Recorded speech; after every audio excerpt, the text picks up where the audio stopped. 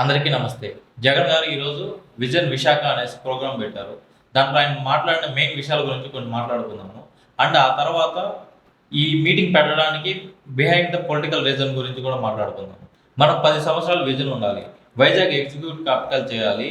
And నేను ఇక్కడి నుంచే పరిపాలిస్తాను. మనకు ఒక రోడ్ మ్యాప్ ఉండాలి. మేము పెద్దగా కలలు కంటున్నాము. అది సాధించలేదు ఇంకా. మా ఈ కళను రాష్ట్ర ప్రభుత్వమే కాదు, కేంద్ర ప్రభుత్వం, ప్రైవేట్ కంపెనీలు, ప్రైవేట్ గవర్నమెంట్ భాగస్వామ్యంగా ఉండే కంపెనీలు కూడా మాకు సహకరించాలి. రాబోయే greenfield, Bhogapuram airport and Mulapeta పోర్టులు సమాంతర గ్రోత్ కారిడార్గా ఏర్పడతాయి.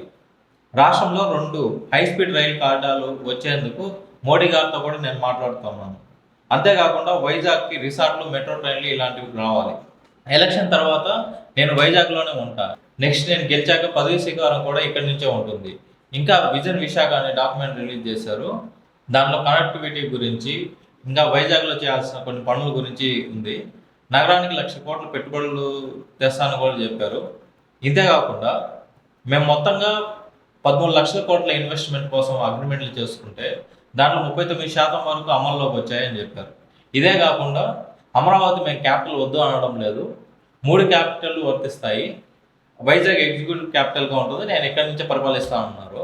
ఇప్పుడు మెయిన్ విషయాలకు వస్తే క్యాపిటల్ గురించి మాట్లాడుకుందాము. ఈ మీటింగ్ పెట్టడానికి గల మెయిన్ రీజన్ ఏమంటే, జగన్ గారు ఇక్కడ క్యాపిటల్ చేయాలని చూస్తా ఉన్నారని అందరికీ తెలుసు. అమరావతి ఆయన చెప్పొచ్చు, చాలా అమరావతి కూడా క్యాపిటల్గా ఉంటుంది అనేసి. ఇంతకుముందు కూడా చెప్పారు చాలాసార్లు. అలాగ ఉన్నప్పుడు అమరావతిలో ఒక బిల్డింగ్ కూడా కట్టలేదు కదా, అది కూడా క్యాపిటల్ అన్నట్టే కదా మీనింగ్.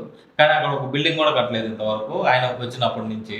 ఇంకా కర్నూలు క్యాపిటల్ అన్నారు. అక్కడ నాకు తెలిసి అయితే ఆ క్యాపిటల్ మ్యాటరే పెద్దగా ఏమి వినిపించడం లేదు. కర్నూలులో అయితే అక్కడ క్యాపిటల్ అవుతుందని కదా వాళ్ళకు కూడా నమ్మకం లేదు.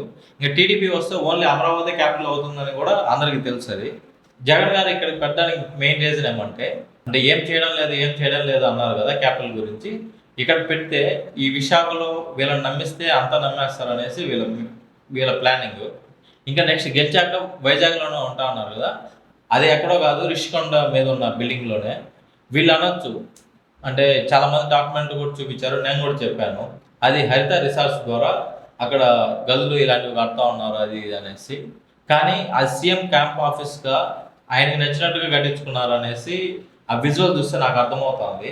అంటే దాని గురించి విజువల్స్ పెట్టారు, ఒకసారి చూడండి అందరూ ఆ బిల్డింగ్స్ ఎలా ఉన్నాయనేసి. ఆయన వస్తే నెక్స్ట్ 1,00,000 కోట్ల పెట్టుబడులు వైజాగ్లో పెట్టేలా చూసుకుంటామని కూడా చెప్పారు ఆయన. సో ఇది మ్యాటర్. మీకు అర్థమైంది అనుకుంటున్నాను. Thank you.